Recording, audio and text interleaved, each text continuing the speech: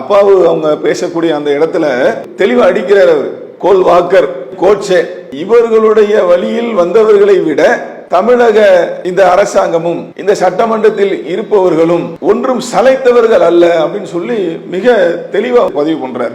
நீங்கள் சவார்கர் வழியில் வந்தவர்களுக்கும் கோட்சே வழியில் வந்தவர்களுக்கும் சற்றும் குறைந்தவர்கள் அல்ல. தமிழ்நாட்டு சட்டமன்றமும் சரி என்பதை வெள்ள நிவாரணத்துக்கு இதுவரைக்கும் ஒத்த பைசா தராம இருக்கிறார பதில் சொல்லுவாரா?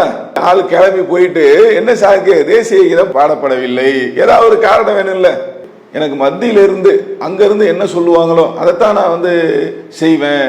இங்க உள்ள அரசாங்கம் என்ன சொல்லுகிறதோ, இங்க உள்ள நாட்டு மக்களுக்கு எது நலனோ எது நல்லதோ அதை செய்வதற்கு தானே ஆளுநர். இங்க ஒரு தகவலை சொன்னாலோ அல்லது உங்களுடைய கருத்துக்களை நான் பிரதிபலிக்க மாட்டேன், மாறாக என்னுடைய மேலிடம் எங்களுக்கு என்ன சொல்லுதோ அதைத்தான் நான் செய்வேன் அப்படின்னா இது சரியான போக்கா? இது